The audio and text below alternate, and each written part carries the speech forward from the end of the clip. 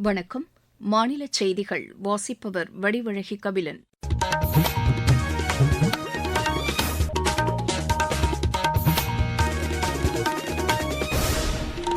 தலைப்புச் செய்திகள். உலகின் ஆற்றல் சக்தியாக இந்தியா உருவெடுக்க வலுவான சுயசார்பு கொள்கை அவசியமானது என்று மத்திய உள்துறை அமைச்சர் திரு அமித் ஷா தெரிவித்துள்ளார். உஜ்வாலா திட்ட பயனாளிகளில் 80% பேர் கிராமப்புறங்களில் உள்ளதாக மத்திய அமைச்சர் திரு ஹர்தீப் சிங் புரி கூறியுள்ளார். வளர்ச்சியடைந்த இந்தியாவை கட்டமைக்கும் வலிமை இளைஞர்களுக்கு உள்ளதாக தகவல் ஒலிபரப்புத்துறை இணையமைச்சர் டாக்டர் எல் முருகன் தெரிவித்துள்ளார். சாதிவாரி கணக்கெடுப்பை மேம்படுத்த மாநில முதலமைச்சர்கள் மற்றும் பிரதிநிதிகள் உள்ளடக்கிய ஆலோசனைக் குழுவை அமைக்க வேண்டும் என்று முதலமைச்சர் திரு மு க ஸ்டாலின் பிரதமரை கேட்டுக் கொண்டுள்ளார். மகளிர் பிரீமியர் லீக் கிரிக்கெட் போட்டியில் மும்பை அணி இன்று தில்லி அணியை எதிர்கொள்கிறது. இனி விரிவான செய்திகள். உலகின் ஆற்றல் சக்தியாக இந்தியா உருவெடுக்க வலுவான சுயசார்பு கொள்கை அவசியமானது என்று மத்திய உள்துறை அமைச்சர் திரு அமித் ஷா தெரிவித்துள்ளார். ராஜஸ்தான் மாநிலம் ஜோத்பூரில் இன்று நிகழ்ச்சி ஒன்றில் பேசிய அவர், உள்நாட்டு உற்பத்திப் பொருட்கள் தன்னிறைவையும் சுயசார்பையும் உறுதி செய்யும் என்று கூறினார். உள்ளூர் மொழிகளுக்கு முக்கியத்துவம் அளிக்க வேண்டியதன் அவசியம் குறித்து வலியுறுத்திய திரு அமித் ஷா, இளைஞர்கள் தாய்மொழியிலேயே பேசவும் கற்கவும் முன்வர வேண்டும் என்று தெரிவித்தார். எந்தவொரு சூழ்நிலையிலும் தாய்மொழியை விட்டுக் கொடுக்கக் கூடாது என்றும் திரு அமித் ஷா கேட்டுக் கொண்டார். உஜ்வாலா திட்ட பயனாளிகளில் 80% பேர் கிராமப்புறங்களில் உள்ளதாக மத்திய பெட்ரோலியத்துறை அமைச்சர் திரு ஹர்தீப் சிங் புரி தெரிவித்துள்ளார். கோயம்புத்தூரில் இன்று நடைபெற்ற தொழில்துறையினருக்கான கருத்தரங்கில் உரையாற்றிய அமைச்சர், பிரதமர் திரு நரேந்திர மோடி தலைமையிலான அரசு மகளிர் தலைமையில் வளர்ச்சியை முன்னெடுத்து வருவதாக கூறினார். இந்த திட்டத்தின் மூலம் அனைத்து வீடுகளுக்கும் சமையல் எரிவாயு இணைப்பு சாத்தியமாகி உள்ளதாக அவர் குறிப்பிட்டார். பிரதமரின் அனைவருக்கும் வீட்டு வசதி திட்டத்தின் மூலமும் ஏராளமான மக்கள் பயன்பெற்று வருவதாக தெரிவித்த அவர், மகளிரின் பாதுகாப்பை இது உறுதி செய்துள்ளதாகவும் கூறினார். இந்திய பொருளாதாரம் வளர்ச்சிப் பாதையில் செல்வதை சர்வதேச மதிப்பீடுகள் எடுத்துக்காட்டுவதாக தெரிவித்த அவர், அதிக அளவு எரிசக்தி ஆற்றலை பயன்படுத்தும் நாடாகவும் இந்தியா உருவெடுத்து வருவதாக கூறினார். நகரப் பகுதிகளில் மட்டுமே சமையல் எரிவாயு இணைப்பு கிடைத்து வந்த நிலையில் தற்போது கிராமப்புறங்களுக்கும் இது விரிவடைந்திருப்பதாக அவர் குறிப்பிட்டார். சுமார் 80% இணைப்புகள் கிராமப்புற வீடுகளுக்கு வழங்கப்பட்டுள்ளதாகவும் திரு ஹர்தீப் சிங் புரி தெரிவித்தார். வளர்ச்சியடைந்த இந்தியாவை கட்டமைக்கும் வலிமை இளைஞர்களுக்கு உள்ளதாக தகவல் ஒலிபரப்புத்துறை இணையமைச்சர் டாக்டர் எல் முருகன் தெரிவித்துள்ளார்.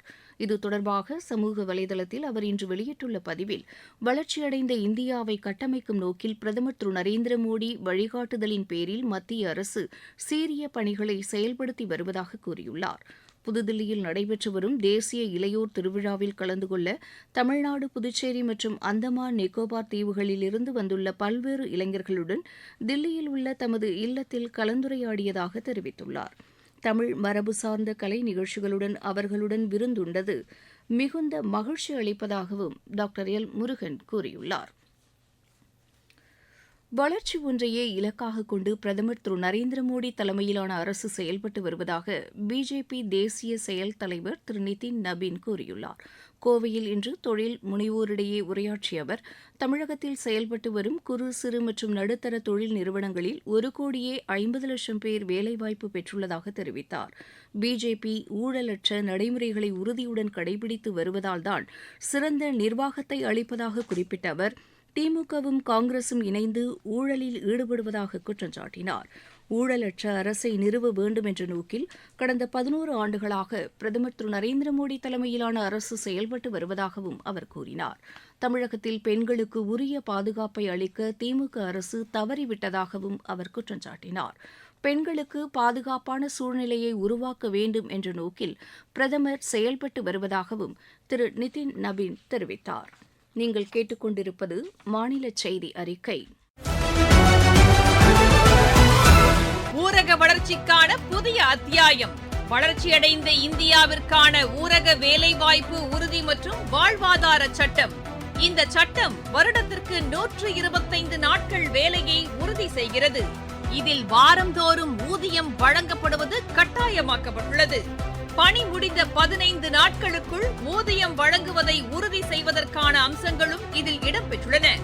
ஊதியம் காலதாமதமாக வழங்கப்பட்டால் அதற்கான இழப்பீட்டுத் தொகைக்கும் இதில் வகை செய்யப்பட்டுள்ளது. வளர்ச்சியடைந்த இந்தியாவிற்கான பயணத்தில் மோடி அரசு தொடரும் சீர்திருத்த நடவடிக்கைகள். தேசிய மக்கள் தொகை கணக்கெடுப்புடன் சாதிவாரியான கணக்கெடுப்பையும் மேற்கொள்ளும் மத்திய அரசின் முடிவை வரவேற்பதாக முதலமைச்சர் திரு மு க ஸ்டாலின் தெரிவித்துள்ளார். இது தொடர்பாக பிரதமர் திரு நரேந்திர மோடிக்கு அவர் இன்று எழுதியுள்ள கடிதத்தில் சாதிவாரி கணக்கெடுப்பை மேற்கொள்வதற்கான வழிகாட்டுதல்கள் குறித்து விரிவாக விவாதித்து மேம்படுத்த வேண்டும் என்றும் அதற்காக மாநில முதலமைச்சர்கள் மற்றும் பிரதிநிதிகளை உள்ளடக்கிய ஆலோசனைக் குழுவையும் அமைக்க வேண்டும் என்றும் வலியுறுத்தியுள்ளார். சாதிவாரி கணக்கெடுப்பில் விரிவான நம்பகமான தரவுகளை பெற வேண்டும் என்றும் அவர் கூறியுள்ளார். சமூக ஏற்றத்தாழ்வுகளை நிவர்த்தி செய்வதற்கும் நலத்திட்ட உதவிகள் உரியவர்களுக்கு சென்று சேர்வதற்கு உதவும் வகையில் இந்த கணக்கெடுப்பு பணி அமைய வேண்டும் என்றும் அவர் வலியுறுத்தியுள்ளார். சாதிவாரி கணக்கெடுப்பு வரலாற்று சிறப்புமிக்க நடவடிக்கை என்றும் சமத்துவம் மற்றும் அனைவரையும் உள்ளடக்கிய இந்தியாவின் உறுதிப்பாட்டை வலுப்படுத்தவும் கூட்டாட்சி கொள்கைகளை நிலைநிறுத்தவும் இந்த கணக்கெடுப்பு பயன்படும் என்று நம்புவதாகவும் திரு மு க ஸ்டாலின் பிரதமருக்கு எழுதியுள்ள கடிதத்தில் குறிப்பிட்டுள்ளார். தமிழ்நாடு அரசு போக்குவரத்துக் கழகம் 1,00,000 பணியாளர்களுடன் சிறப்பாக செயல்பட்டு வருவதாக மாநில போக்குவரத்துத்துறை அமைச்சர் திரு சிவசங்கர் தெரிவித்துள்ளார். நாமக்கல் மாவட்டம் பள்ளிப்பாளையம் அரசு போக்குவரத்து கிளையை இன்று திறந்து வைத்து பேசிய அவர் 63 பேருக்கு பணி நியமன ஆணைகளையும் வழங்கினார். இந்நிகழ்ச்சியில் பேசிய மாநில அமைச்சர் திரு மதிவேந்தன் ஏழை எளிய மக்களின் மேம்பாட்டிற்காக பல திட்டங்களை மாநில அரசு செயல்படுத்தி வருவதாக தெரிவித்தார். பெண்களுக்கான விடியல் பயணத் திட்டம், மகளிர் உரிமைத் தொகை போன்றவற்றின் மூலம் ஏழை எளிய குடும்பங்களைச் சேர்ந்த பெண்கள் பயன்பெற்று வருவதாக அவர் கூறினார். மலைப்பகுதிகளில் அரசு பேருந்தில் பயணம் செய்யும் பெண்களுக்கும் கட்டணமில்லா பயணம் அளிக்கப்பட்டு வருவதாகவும் திரு மதிவேந்தன் தெரிவித்தார். தமிழக அரசின் சார்பில் குறள் வார விழா இம்மாதம் கொண்டாடப்படுவதாக அறிவிக்கப்பட்டுள்ளது. இது தொடர்பாக வெளியிடப்பட்டுள்ள மாநில அரசின் செய்திக்குறிப்பில் சேலம், திருச்சிராப்பள்ளி, தேனி, கடலூர் ஆகிய 4 மாவட்டங்களில் இவ்விழாவையொட்டி திருக்குறள் நாட்டிய நாடகம், இசை நிகழ்ச்சிகள் நடைபெறும் என்று அறிவிக்கப்பட்டுள்ளது. மாநிலத்தில் உள்ள 38 மாவட்டங்களிலும் பொதுமக்கள் பங்கேற்கும் வகையில் குறள் ஓவியம் மற்றும் ஒப்பித்தல் போட்டிகள் நடத்தப்பட உள்ளதாகவும் அறிவிக்கப்பட்டுள்ளது. குறள் வார நிகழ்வுகளுக்கான சிறப்பு காணொலியையும் அதற்கான பதாகையையும் முதலமைச்சர் திரு மு க ஸ்டாலின் இன்று வெளியிட்டார். மாவட்டச் செய்திகள். காஞ்சிபுரம் மாவட்டத்தில் லேப் டெக்னீஷியன், காசநோய் ஆய்வாளர்களுக்கான தற்காலிக பணியிடங்களுக்கு வரும் 23ஆம் தேதிக்குள் விண்ணப்பிக்கலாம் என்று மாவட்ட ஆட்சியர் திருமதி கலைச்செல்வி மோகன் கேட்டுக் கொண்டுள்ளார். திருவண்ணாமலை மாவட்டம் செங்கத்தில் பிஜேபி சார்பில் மோடி பொங்கல் விழா இன்று நடைபெற்றது. இதையொட்டி நடைபெற்ற கோலப் போட்டியில் பங்கேற்ற மகளிருக்கு பரிசுகள் வழங்கப்பட்டன. பெரம்பலூரில் உள்ள தனியார் பல்கலைக்கழகத்தில் நடைபெற்ற சமத்துவ பொங்கல் விழாவில் 5000த்திற்கும் மேற்பட்ட மாணவிகள் பாரம்பரிய முறைப்படி பொங்கல் வைத்து கொண்டாடினர். ராணிப்பேட்டை மாவட்டம் வாலாஜாபேட்டை அரசு கலைக்கல்லூரியில் நடைபெற்ற பொங்கல் விழாவில் 1000த்திற்கும் மேற்பட்ட மாணவிகள் பங்கேற்றனர். கள்ளக்குறிச்சி மாவட்டம் இந்திலி கிராமத்தில் நடைபெற்ற தனியார் துறை வேலைவாய்ப்பு முகாமில் 500க்கும் மேற்பட்டோர் பங்கேற்றனர். திருப்பூர் மாவட்டம் பல்லடம் நகரில் காவல்துறை சார்பில் அதிநவீன கண்காணிப்பு கேமராக்களுக்கான கட்டுப்பாட்டு அறை திறக்கப்பட்டுள்ளது. நாமக்கல் அரசு கலைக்கல்லூரியில் புகையில்லா போகி பண்டிகையை கொண்டாடுவது குறித்த விழிப்புணர்வு நிகழ்ச்சி நடைபெற்றது. விளையாட்டுச் செய்திகள். மகளிர் பிரீமியர் லீக் கிரிக்கெட் போட்டியில் மும்பை அணி இன்று தில்லி அணியை எதிர்கொள்கிறது. மும்பையில் இப்போட்டி இரவு 7:30 மணிக்கு தொடங்குகிறது. முன்னதாக மும்பையில் நடைபெற்ற ஆட்டத்தில் குஜராத் அணி 10 ரன் வித்தியாசத்தில் உத்தரப்பிரதேச அணியை வென்றது. முதலில் பேட் செய்த குஜராத் அணி 20 ஓவரில் 4 விக்கெட் இழப்பிற்கு 207 ரன் எடுத்தது.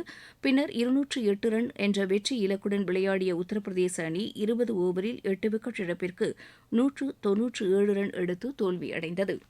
19 வயதுக்குட்பட்டோருக்கான உலகக்கோப்பை கிரிக்கெட் போட்டிக்கான பயிற்சி ஆட்டத்தில் இந்தியாவுக்கு எதிராக 375 ரன் என்ற இலக்குடன் பேட் செய்து வரும் ஸ்காட்லாந்து அணி சற்று முன் வரை 5 ஓவரில் 1 விக்கெட் இழப்பிற்கு 16 ரன் எடுத்துள்ளது. முதலில் பேட் செய்த இந்தியா நிர்ணயிக்கப்பட்ட 50 ஓவரில் 8 விக்கெட் இழப்பிற்கு 374 ரன் எடுத்தது. மீண்டும் தலைப்புச் செய்திகள். உலகின் ஆற்றல் சக்தியாக இந்தியா உருவெடுக்க வலுவான சுயசார்பு கொள்கை அவசியமானது என்று மத்திய உள்துறை அமைச்சர் திரு அமித் ஷா தெரிவித்துள்ளார்.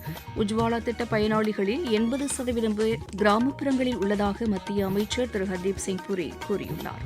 வளர்ச்சியடைந்த இந்தியாவை கட்டமைக்கும் வலிமை இளைஞர்களுக்கு உள்ளதாக தகவல் ஒலிபரப்புத்துறை இணை அமைச்சர் டாக்டர் எல் முருகன் தெரிவித்துள்ளார். சாதிவாரி கணக்கெடுப்பை மேம்படுத்த மாநில முதலமைச்சர்கள் மற்றும் பிரதிநிதிகள் உள்ளடக்கிய ஆலோசனைக் குழுவை அமைக்க வேண்டும் என்று முதலமைச்சர் திரு மு க ஸ்டாலின் பிரதமரை கேட்டுக் கொண்டுள்ளார். மகளிர் பிரீமியர் லீக் கிரிக்கெட் போட்டியில் மும்பை அணி இன்று தில்லி அணியை எதிர்கொள்கிறது. இத்துடன் இந்த செய்தி அறிக்கை நிறைவு பெற்றது.